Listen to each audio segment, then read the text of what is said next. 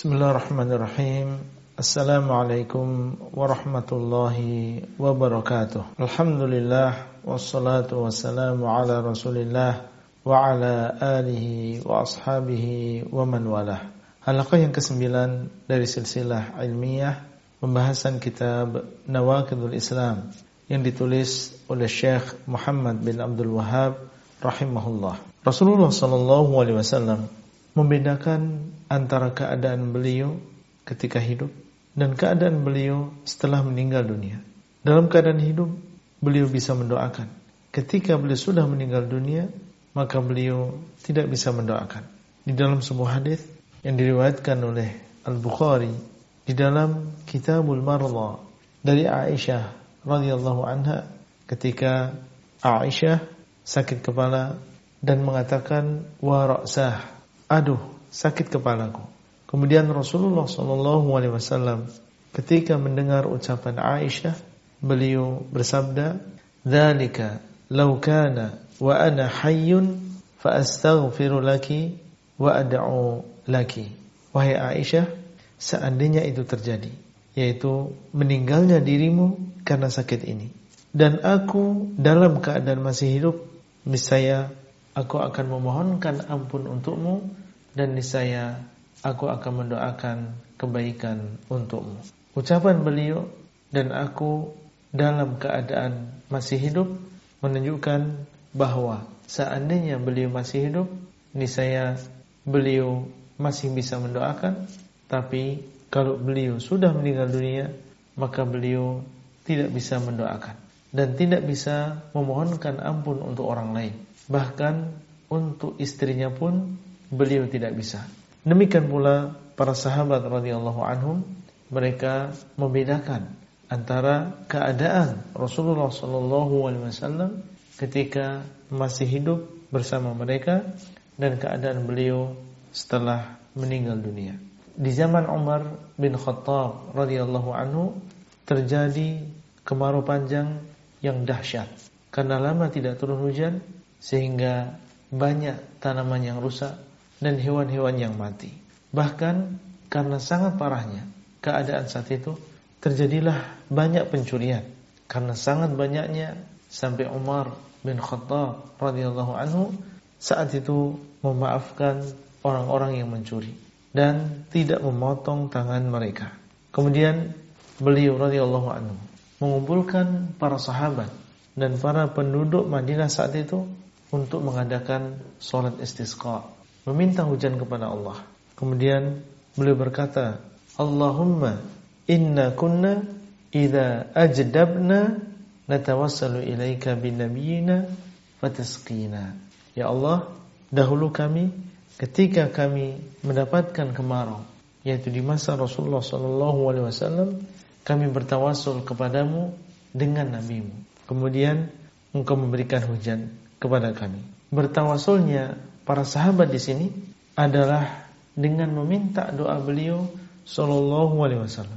Sebagaimana ini praktek para sahabat di dalam hadis yang lain, di mana sebagian sahabat meminta kepada Rasulullah sallallahu alaihi wasallam supaya berdoa kepada Allah.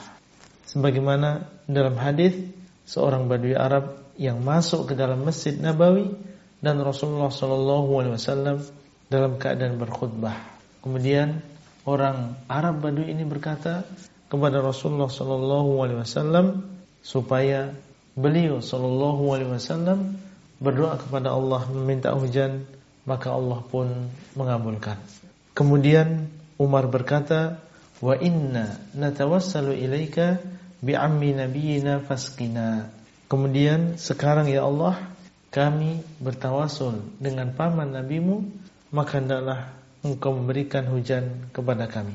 Saat itu Abbas bin Abdul Muttalib, paman Rasulullah SAW, masih hidup dan bertawasul dengan paman Nabi saat itu dengan meminta doa beliau supaya Allah menurunkan hujan. Perhatikanlah, beliau bertawasul dengan doa-doa orang yang saleh yang masih hidup dan tidak datang ke kuburan Nabi SAW untuk meminta doa, karena beliau radhiyallahu taala anhu tahu bahwa yang demikian adalah kesyirikan dan tidak ada faedahnya. Padahal saat itu keadaan sangat parah, dan tentunya dalam keadaan seperti itu mereka mencari sebab atau cara yang paling manjur agar bisa keluar dari permasalahan tersebut. Ternyata Umar radhiyallahu taala anhu meminta doa dari Abbas yang masih hidup saat itu dan tidak meminta doa dari Rasulullah sallallahu alaihi wasallam. Demikianlah Rasulullah sallallahu alaihi wasallam dan para sahabat membedakan antara keadaan hidup dan mati. Jadi alasan bahwasanya orang-orang soleh tersebut hidup di dalam kuburan dan mendengar ucapan mereka sehingga boleh meminta doa darinya, maka ini adalah alasan yang tidak benar. Di antara mereka ada yang meminta doa kepada orang-orang yang soleh yang meninggal dunia dengan alasan bahwa Allah adalah Al-Khaliq, yang Maha Pencipta, dan kita adalah hamba-hambanya. Kita saja di dunia ketika ingin bertemu dengan seorang presiden, kita tidak bisa langsung bertemu dengan presiden tersebut, menyampaikan permintaan kita secara langsung, akan tetapi di sana ada menteri, ajudan, pembantu-pembantu.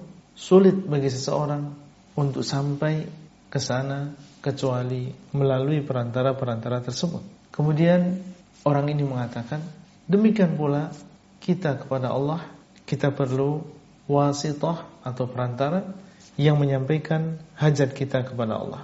Ini adalah alasan yang sangat lemah, karena Allah tidak bisa disamakan dengan makhluk. Allah adalah As-Sami' yang Maha mendengar, Al-Basir yang Maha melihat, Al-Qadir yang Maha mampu untuk melakukan segala sesuatu. Seandainya seluruh manusia dan jin berkumpul dalam satu tempat, lalu masing-masing berdoa kepada Allah dengan bahasa masing-masing untuk meminta dipenuhi hajatnya, niscaya Allah bisa mendengar semuanya dan bisa menunaikan hajat mereka semuanya. Wallahu ala kulli syai'in qadir. Dan Allah Maha mampu untuk melakukan segala sesuatu. Surat Al-Baqarah 284. Adapun makhluk, maka dia adalah lemah. Makhluk tidak bisa mendengar ucapan beberapa orang yang berbicara di depannya dalam satu waktu, apalagi menunaikan hajat mereka dalam satu waktu. Dia memerlukan pembantu, ajudan, menteri, apalagi yang diurusnya adalah jutaan manusia. Itulah yang bisa kita sampaikan pada halaqah kali ini. Semoga bermanfaat dan sampai bertemu kembali pada halaqah selanjutnya. Wassalamualaikum warahmatullahi wabarakatuh. Abdullah Rai di kota Pandeglang